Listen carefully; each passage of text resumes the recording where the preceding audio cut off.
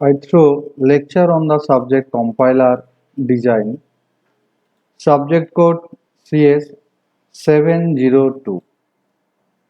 This is for computer science and engineering students.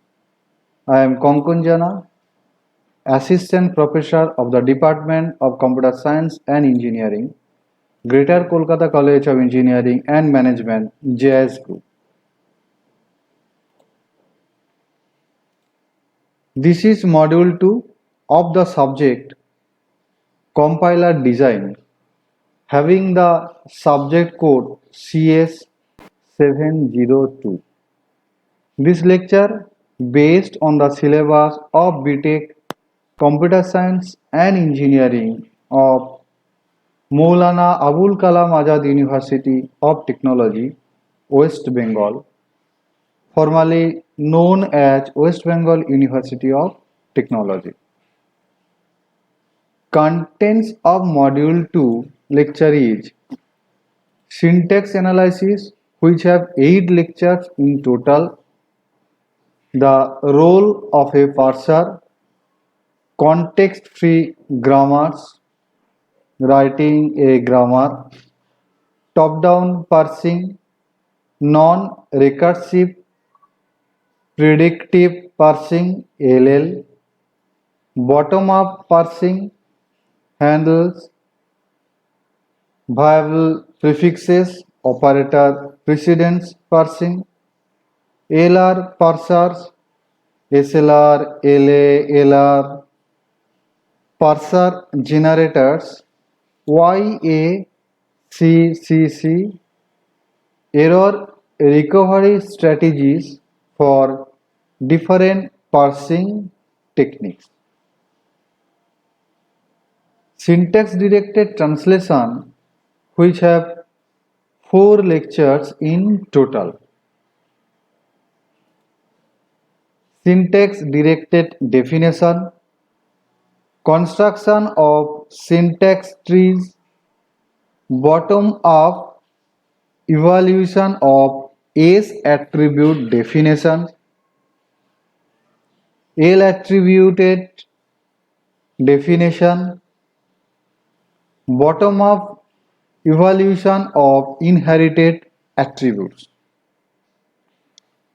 So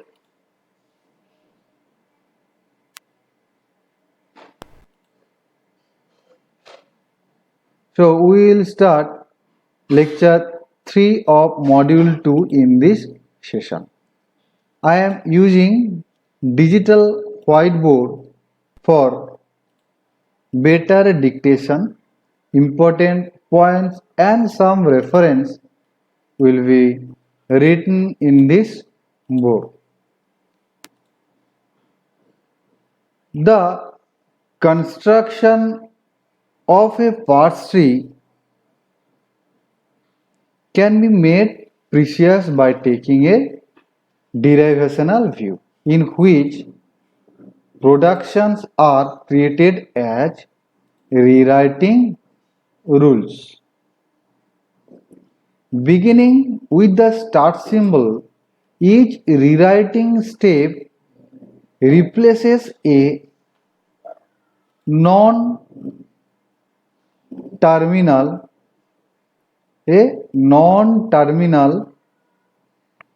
by the body of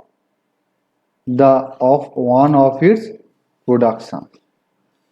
This derivational view corresponds to the top-down construction.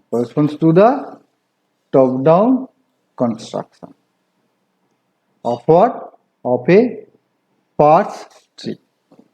But the precision afforded by derivation will be especially helpful when bottom-up parsing is discussed. As we see, bottom-up parsing is related to a class of derivation known as rightmost derivation, in which rightmost terminal is rewritten at each step. Now, for example, consider the grammar with a single non-terminal expression E, which adds a production E to minus E to the grammar of this E to E plus plus E star E minus E and within the bracket this. Okay. The production E to E minus 1, the production E to E minus E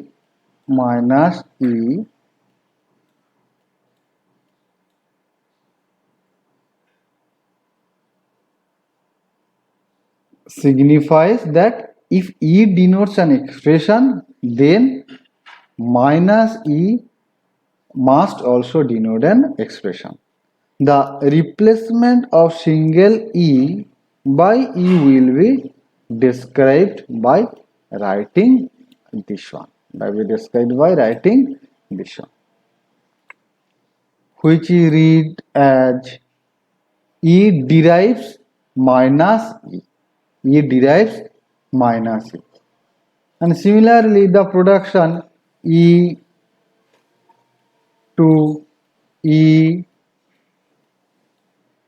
bracket E, if we it like that way, and that can be also applied to replace the instance of E in string of grammar symbol by this.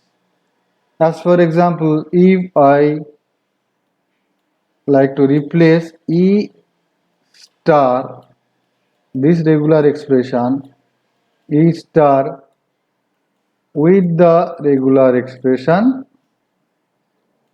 that, okay, here, so we will replace E and that will be enclosed by the with the braces of it. This is the expression.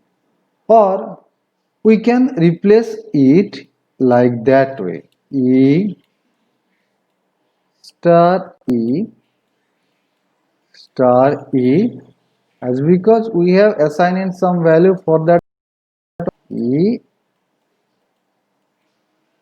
star, that one star in back. So as because this E already have replaced here. Okay. We can take a single E and respectively,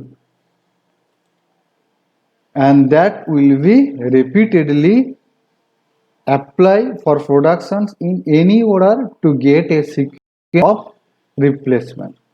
For example, at last we will get this derivational expression, where minus id have some type of, okay, from E. This derivation provides a proof that a string, that is minus d, is one particular instant. Minus d is one particular instant. What? This is the my expression d. I am telling hyphen d. Okay, each one particular instance of this expression. For a general definition of derivation, consider a non-terminal A. Consider a non-terminal A.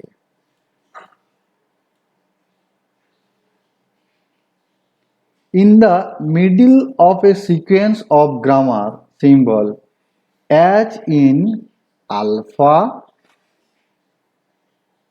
A, beta. Alpha A beta, where alpha and beta are arbitrary string of grammar symbol. Suppose A suppose A is implies for gamma and this is a production of A. Then we write alpha, this one, as alpha, gamma and beta. Okay, and the symbol here we have used, okay, symbol here we have used as the derives in one step. When a sequence of derivation step such as alpha 1 which is derivable, okay, and will be converted to alpha 2 and subsequently up to that will be continued to alpha n. This is sequentially by procedure is derivable.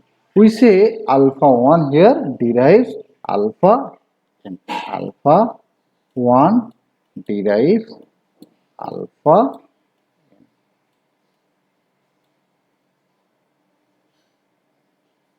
And how it is derived? This is derives in 0 or more steps. So for this purpose we can use this symbol. Which symbol we can use? We can use this symbol directly without any step of repetition. Okay. Thus, we have written this as alpha to alpha dash for any string alpha, and in that way we have derived it. Directly we have derived it without repetition, directly 0 or more steps have used for this type of derivation. Now we will know about the parts tree and its derivation. A parts tree is a graphical representation of what? Of a derivation that filters out the order in which productions are applied to replace non-terminal each interior node. Non-terminal each interior node. Which node? Interior node. Okay. And in this interior node of a parts tree represent the application of a production. The interior node is labeled with the non-terminal alphabet A. Okay. Non-terminal alphabet A in the head of the production, and the children of the node are labeled from left to right, from left to the right portion by the symbol of the body of the production by which this A was replaced during the derivation. For example, the parts tree minus or hyphen id plus id derived as in this expression with this grammar or derived in this grammar in first step. Here the leaves of a path tree are labeled by non-terminal or terminals and read from left to right. From left to right. From left, this portion, again left, this portion, then right and right portion. Okay.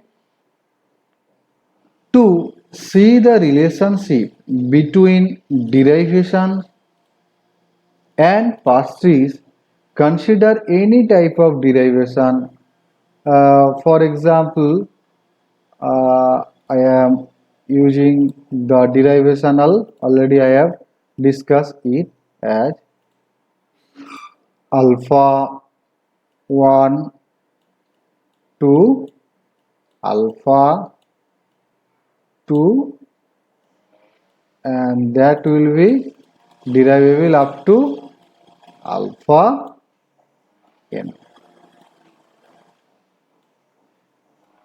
And here A is a non-terminal A. Where is A non-terminal A. Now for each sentential form alpha I, for each sentential form alpha I, in the derivation we can construct a parts tree whose yield is also alpha I. The process is an induction on I.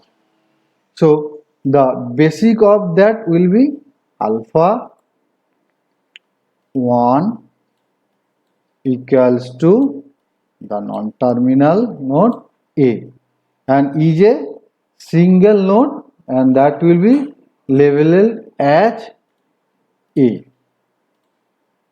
Okay, and we will get the parts tree in that way.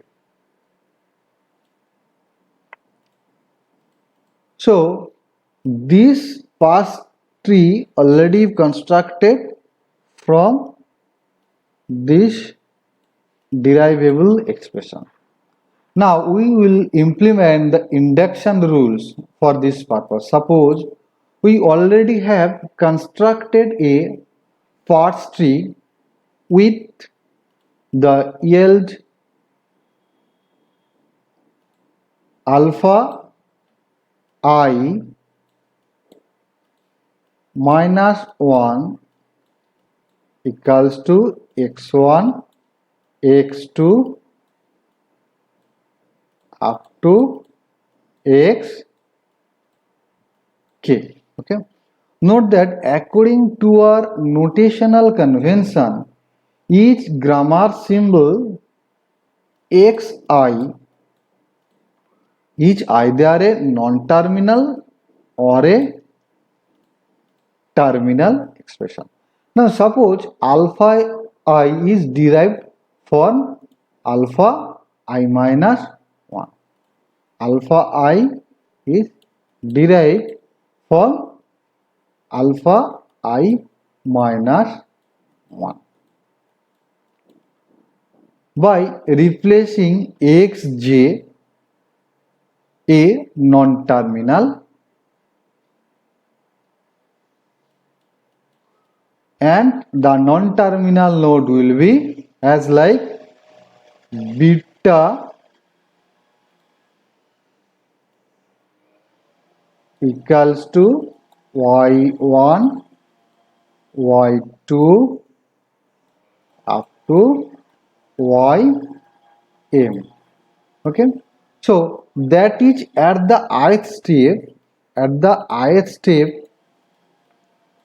of the derivation production, what we will get? We will get x j to beta, and that is applied to alpha j minus 1.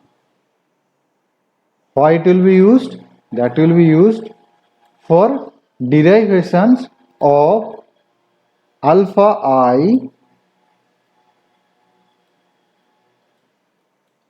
equals to x1 x2 up to x j minus 1, and in between that we have implement beta x j plus 1 and x k.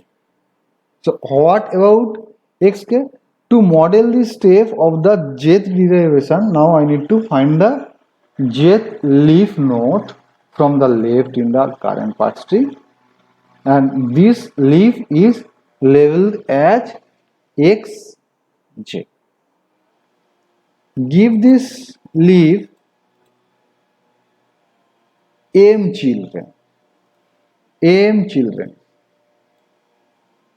Now, so what will be happening?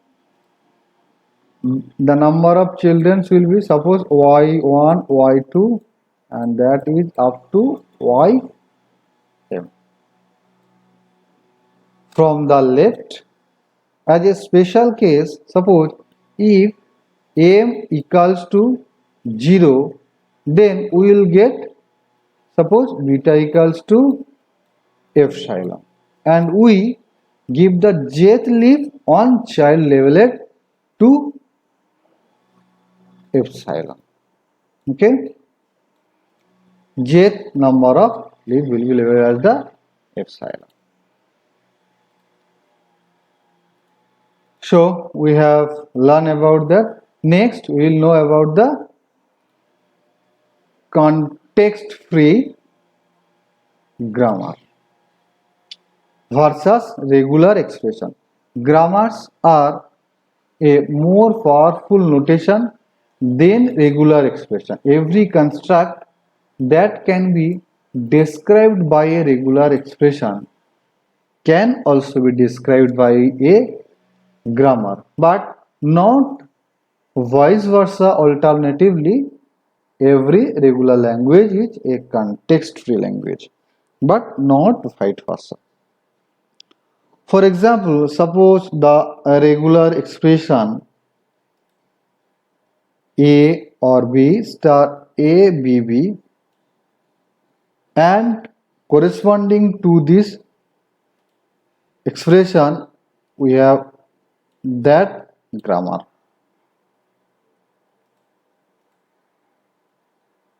Now describe the same language, the set of string of A's,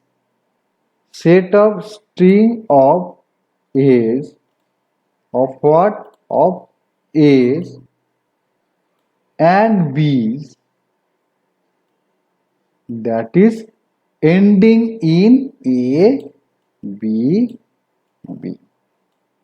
We can construct mechanically a grammar to recognize the same language as a non-deterministic finite automata.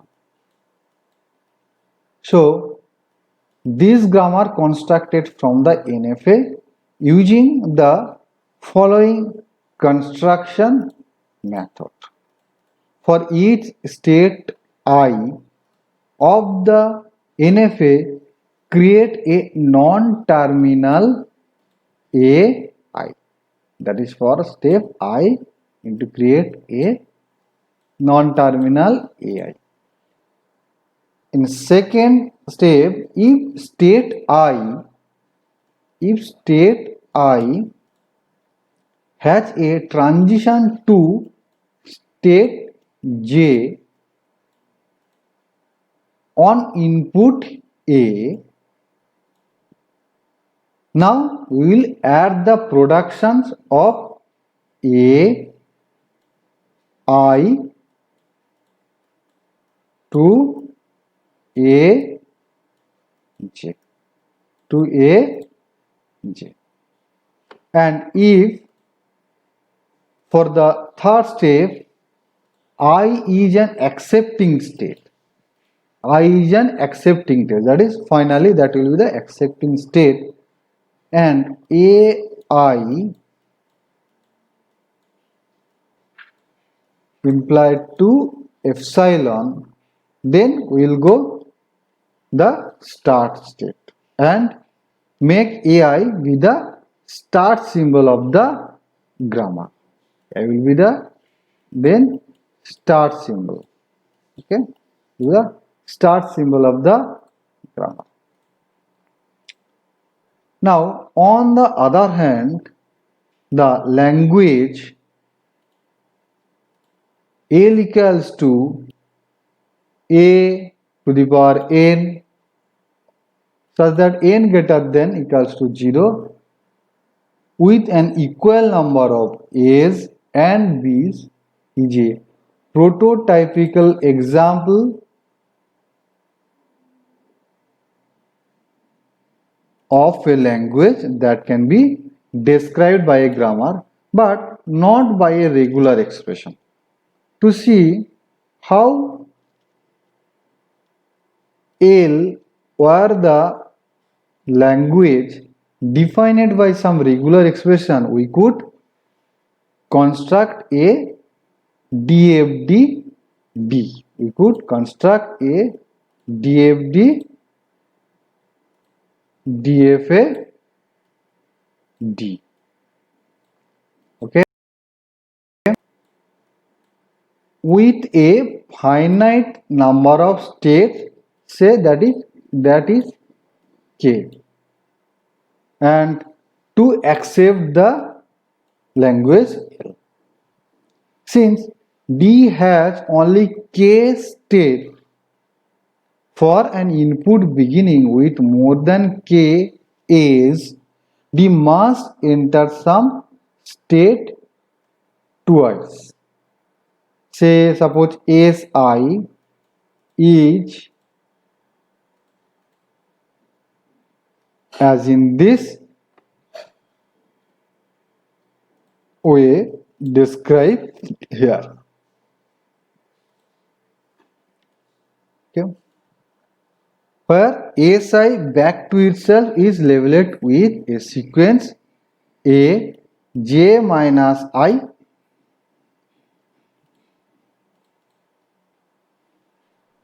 and AI BI is in the language. There must be a path which will be labeled as A to the power I, B to the power I is the language. So there must be a path that is labeled B to the power I from Si to an accepting state F. This is the final state. But then there is also a path from the initial state. So through Si to F labeled as J to the power B I, and this is actually as that is shown there. If D also accepts AJBI, which is not in the language, contradicting the assumption that L is the language accepted by D.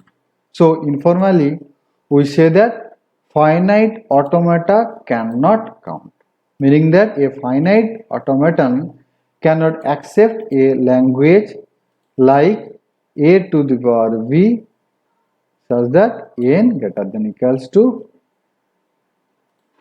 1. So that would require it to keep a count of the number of A's before it sees the B's. So likewise, a grammar can count 2 items but not 3. A grammar can count 2 items but not 3. Okay, so we have completed this lecture session. Thank you.